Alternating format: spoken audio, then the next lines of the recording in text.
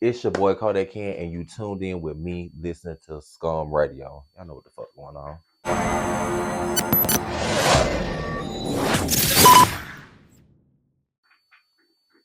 Who we got in the spot tonight? We got Kodak Ken, the one and the only KWEEN of rap. How did you get your name? Now if I'm being honest, like the name Kodak came from like another dude that was down here, but I low key just took his name.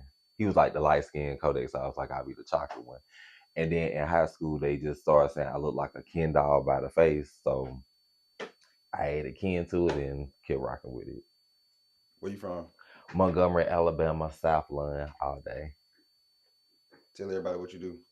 So I rap, model, went viral on TikTok a couple of times. So I'm in my content creator bag. Writer like for other people, screenplays, all kind of stuff. Like I just like doing some of everything. What's your favorite to do out of all those things? Um, Anything where I can put a pen to a pad, like any type of writing. So I won't even just say rap, but like if I can write a short story or anything, an R&B song, I just love to write expression. What type of music would you say you make? Versatile music, cause like one day I can, like my last project, No Filter, I gave 9 different genres. So it was reggae, had gospel, R&B, trap, EDM, house, like acapella. So I just make any type of mood or any type of vibe you gonna feel. You can listen to at least one Kodak Ken song. Tell us a song you got out right now that we should check out. A song right now that y'all should check out off of, I say any song off my new album Pheromones, but the song I'm pushing right now is Dog Ass and Whole Problem. So yeah. Where we can find it at? You can find it on all platforms. YouTube shouts out to Diego. He shot the visual for Dog Ass and mixed and mastered it too. But yeah, I'm on all platforms. You can find me anywhere from SoundCloud, YouTube, Instagram. Instagram Music. You got iTunes, Spotify, Deezer, Pandora, everywhere. What's one piece of advice you'll give your younger self? Don't take everybody advice. Like if that person ain't really where you want to be, don't listen to shit they gotta say because taking the wrong advice from the wrong person will have you fucked up. And granted, I bounced back from everything, but it's certain shit that I feel like would have been easier, came quicker. I could did more What's some bad advice somebody gave you before? of. um, I don't even know if I want to legally say that, but so we're gonna skip that. But if I can go to the second worst, get them another chance. This, yeah, second, third, fourth, fifth chance, yeah. When do you think you make your best music? Honestly, like when I'm fucked up, depressed, mad about some shit, like when my emotions running so high, I can sit there and write a song in like 5 minutes, like no exaggeration. Some of the best songs I done wrote been like in no time, and I was like under pressure. Being that you're not the traditional rap artist, Okay. what are some problems you face coming up in the rap game? Um, that's a good question. I like that. I fuck with that. Being discriminated against, people automatically assuming you gonna sound like this or you gonna rap about this when I'll surprise anybody. Like it's not just what they think they're gonna turn on and listen to Gok 3000 music. Like it'll be some real life emotional shit, some stuff that everybody can relate to. But just discrimination and then like certain stuff not having what I don't have access to simply because of who I am. They scared of what's gonna happen from there. But anybody will tell y'all like my pen is golden. Like I done wrote for some people y'all don't know about. What's some advice you could give to an up and coming artist who's not the traditional rapper? I say bow down to me. But nah, all jokes aside, keep going, and you gotta always go where you're appreciated. Like, don't keep going to this studio and you feel like this nigga don't fuck with you for whatever type of reason. You need to still search around, look around. Like, it's just anything. Like when you buying a car or some shit. Like, you don't just go with your first option. You gotta vet different places, different things, and see like how they interact with you, and that's where you go, and that's where you'll get the best results. That's with any and everything. Who believed in you before anybody else? I'm gonna say my homegirl Tanisha, and I rap about her like in a lot of projects because like when I first showed her like I was rapping, like it was a big deal thing because I was like kind of shy, and she was like, "Nah, you snapping." Then she played it for her brothers. Everybody was like, "Yeah, he going off." Like so, I get that to her. What would you tell somebody who's going through a bad breakup? Listen to my new album Pheromone, available on all platforms. It's based off the 5 stages of a breakup. We in part one now, denial. So I'm dropping the other 4 parts of Pheromone on certain exes' birthdays. So yeah. But also in addition to that, transmute energy. Like if you depressed, you angry or something, you may not be a writer, but you can find some other stuff that like you make beats. So you pissed off, you can go transmute that into a beat. It could be the most fast thing. Like you just can't sit and soak in it in depression and suicidal thoughts stuff. You gotta get up and make it into something else. What's one of your favorite childhood memories? I ain't gonna lie, because my childhood was real short. But when my grandma was alive, she made the best German chocolate cake. Like that's still my favorite cake to this day. Everybody do not make German chocolate cake. They talking about they hate coconut. I love some German chocolate. I paid like hundreds of dollars for a German chocolate cake. Love that shit.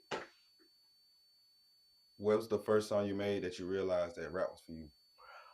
First song I made was "Sleeping on Me." That was track one on my first project, and it was just how I ate that bitch. I'm not gonna lie to you. Like I be looking still at that verse to this day. Like damn. Like when you your own competition, you look like how can I top myself next time? You kind of struggle to do that. Like I feel like that's how you know. Okay, this some shit right here. That's a good answer. Thank you. What's the first thing you think about in the morning? Damn, I ain't rich yet. Honestly, like, or how can I do something to make some more money this way, or just money? That's the first thing I do is check my phone, check what type of money that came in deposits. Like people think like, oh, you always on social media. I'm not scrolling like they is. I'm more so in the producer, not consumer bag. What's something you think you can do to give back to the gay community? So what I initially wanted to do, which I tried for so long, I was trying to get like I wanted to run my own record label with different gay artists, get them an opportunity, like because I got connections, I can do certain stuff, and it's harder for them in a sense, especially if they don't have the courage. So I want to do that, and put out like a, you know how Young Money used to have the projects back in the day, the Young Money whatever. I want to do pushing the agenda for the project name, which I'm still gonna do that. But I ain't gonna lie to you, it's more straight artists trying to like sign under me, like connection wise, like oh you know how to do this. So it's a respect thing. I'll say that. What's a mindset you had to change to level up? You don't have to keep up with everything, like every trend, every run of this, run of that. Like quiet money is the best money. Like you ain't gotta spend all your money on just keeping up with everything. What's something that you never talk about but you think about a lot?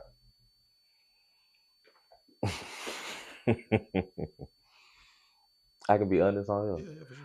I think about ramming this one particular person head into a wall like over and over again, like on some crazy stuff, and that's who Pheromone is about. So y'all make sure y'all see where I'm coming from. But honestly, that and I never talk about it. Now, if you had to say something I think about all the time and talk about money, but that's what I don't talk about. Like I'm learning restraint. What's something you lost that you wish you still had? My grandmama, honestly, And that if cake. yeah, most definitely that German chocolate cake, grandma and that cake, they package deal. They gotta come back together. If you had one superpower, what would it be? I would have a superpower to just like change realities. Like anything I want, like instantly change. Maybe I'm a control freak, but that's what I think that'd be dope. What would you do if you had $10,000 and only 24 hours to spend it on your music? Boom. So $10,000. That's a good budget too. I want something like that. So I'ma always have that one song that I ain't never let nobody else hear, like in the stats that I know this is my this get us out the hood song. Whatever it's pop, whatever. So I'ma record that, mix and master. I make sure I get it sent over to everybody to fine tune it. I'ma exclusively on the beat. I'ma go and find me a nice location on Peer Space, book that space, couple of hours, videographer. I'm not too big on ads. Like everything I did grown organically. Like if I did ads, maybe for like profile views, I run me like, and I really ain't big on the playlist push or what's that other thing called? But like any of like if it ain't organic, like with the bots and stuff, I ain't with it. But I just spend money on like different types of marketing, like getting teasers, visualizers, lyric videos, all that stuff, and then just keep running with it. What's a job you had that you left and never went back? Circle K on the Atlanta Highway. What was bad about it? Man, okay, so one they only had me working on because I think Deja Vu was right there, and I was like, I forgot how old I was, but I was like 22. They had all the drunk people coming in from the clubs like every night, and then this is you only get like 2 days of training. I don't know none of the shit that's going on in this. Everybody lined up, got an attitude. I done called this bitch from out her sleep from the trailer park. Hey, you need to come up here and take me photos. She cleared the line. I ain't had time for that. It was certain shit that was cool. I used to, people drop a little money here and there and forget that. Okay, thank you. I'm gonna take that as a donation. But yeah, that just one for me. Like customer service in people face. Like people like my personality, but it's not for everybody. So I ain't trying to. Then they drunk and I'm sober. That's not a good mix. Mm-mm. What's your idea of success? Just being happy where you at, honestly. Like everybody gotta realize you can't get everything. Like I wanted to be signed, like be so in my mind, I want to be signed, I want to be on the charts, I want to be on the radio, household name. I never got signed, but I did sign myself. I didn't make Billboard charts, but I made iTunes charts. I didn't be like a household name, but I went viral like a number of times.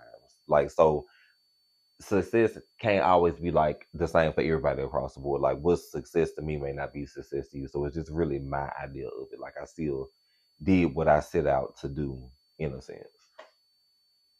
You said you went viral on TikTok before. What kind of video was it? Who so the women be wanting to know red flags about their men, whether they just a good dude or bad dude. Whether the dude is down low and my love spell gone wrong sort of time, which I just put down on YouTube. That bitch done shot up like now I'm monetized on TikTok, finna get monetized on YouTube. So like I don't know, I'm thankful. What do you want people to remember you for?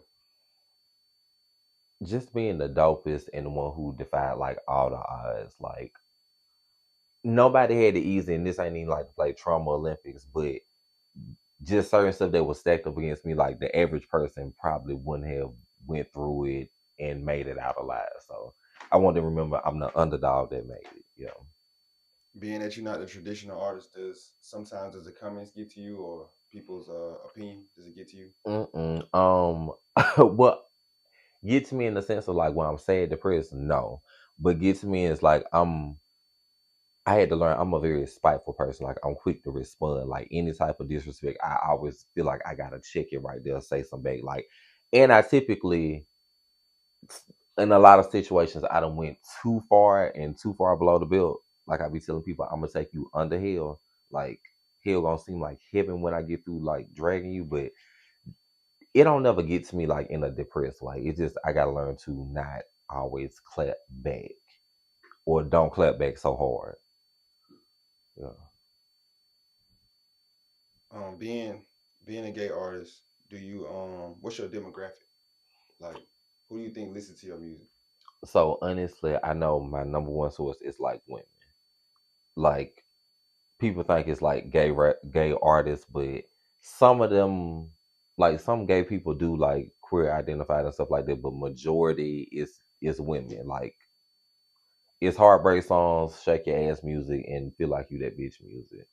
Um, it's a couple of straight dudes that listen to something like it got to be something in their pocket though, which I respect it. Like I'm not finna force nobody to listen and they don't want to, but most of the time it's just women. If Yeah, you could tell a straight dude a song to go listen to by you where they might like it, what song would that be?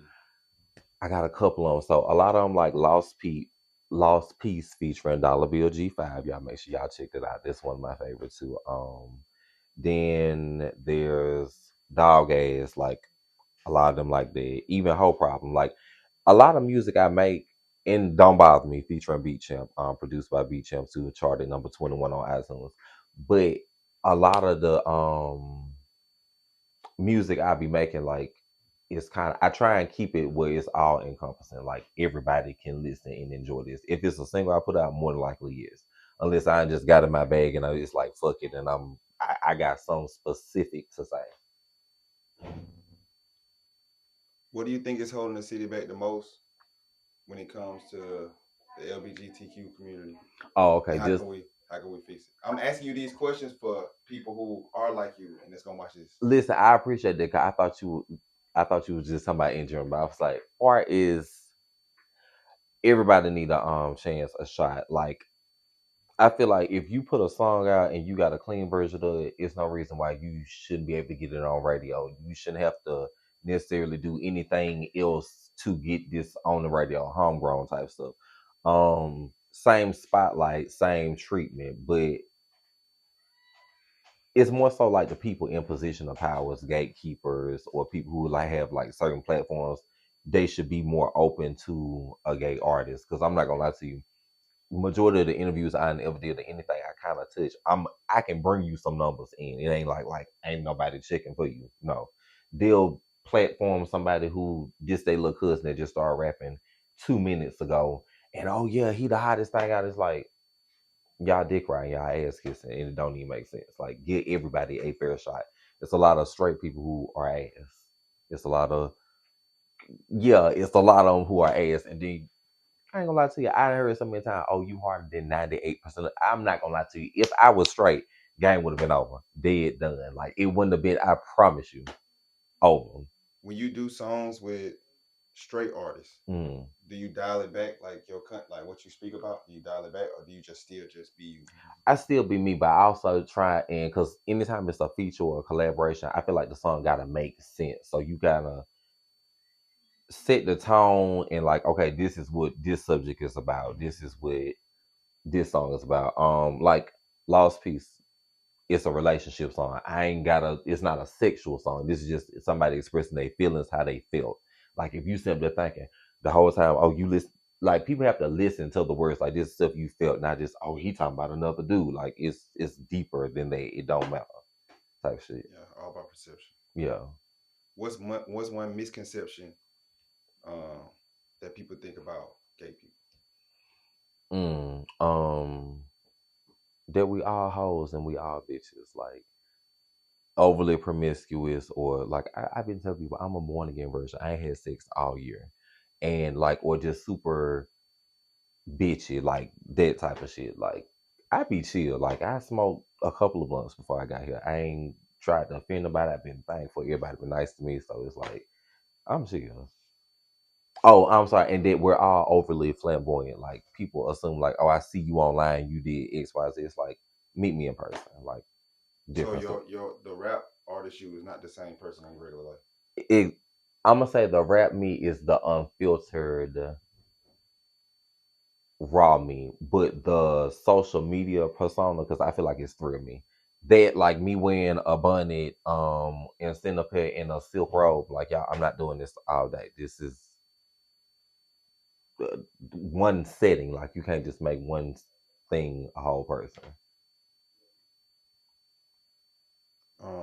Do you have a album out? Well, you do. You just said it. Yeah, Just pheromone. tell us about some of those songs and like how you came about making those songs.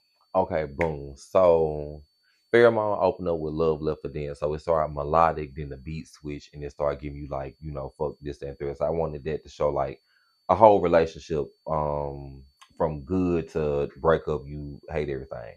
Then we go in the whole problem, after like anybody with a breakup, like the hook go, never had a whole problem. Bitch, I'm a whole problem. Had to cut that baby off. Ain't no postpartum. Like, I ain't tripping off you. Like, I'm cool. Then dog ass is like when I'm stepping into that more like I ain't worried about you type shit. It's empowering, but it's kind of like it's a dog ass nigga. Like Slide is talking about vetting people before you fuck them. For real, it's a conversation with like anybody would say the other woman or other dude. Cake is just a club banger. Double Cheeked Up is just like fun. Like it's the whole project is about empowering after like a breakup, like the whole thing. Now, Mr. Backstabber is nasty, so parental advisory is strongly suggested. But yeah, it's a solid product. Everybody say this is my best. I'm gonna be the first artist to say this is not my best product, but not product, but project, same thing. But everybody else likes this the most because it's a vibe. Can you rap a couple bars off of one of those songs? You just gave us a little bit, but can you rap like some off one of your songs? Okay, yeah. what okay, he said your pussy litter, and plus you know your head beginner. If I made them clap, then clearly you know I'm the winner. I heard you gave them clap. Your will, you know this penicillin. You starving at the you starving at the plasma center. Your man ate this ass for dinner. Mwah. Cause I don't know. I like that part where I said this. Your will, you know this penicillin, cause Mm-hmm. penicillin. Then Yeah. you gave him clap. I just thought that was cute. Yeah, that's one of my Wordplay. favorite lines off there. Wordplay. Yeah, bars for days. So what's next for Kodak Ken? Who working on recording. That's why I'm happy I met you. I can finally record with you. Recording the last four parts of Pheromones. So it's gonna be like four EPs type of thing. I'm working on two joint projects. One is still kind of shaky, and then the other one's my homegirl Matt Black. Um, And then I'm trying to get this movie to this little spell gone wrong story time because it just done shot up on TikTok and YouTube, and it was like you need to make this a Tubi movie, make it a book. So I said I'm gonna try and like make that a thing, but I be having like 1,000 things to do. Honestly, I be not all over the place, but I be everywhere. It's the best way to be. Stay busy. Yeah. All right. If somebody wanted to book you for a feature or they wanted to book you for a show, where they can find you at? You can find me on Instagram at Kodak Ken Official or the real Kodak Ken, TikTok Kodak Ken Official, YouTube Kodak Ken, because you know they brought back messaging. We had messaging back in the day. They acting like this new feature. That's something that's been going on. Facebook Kodak Ken.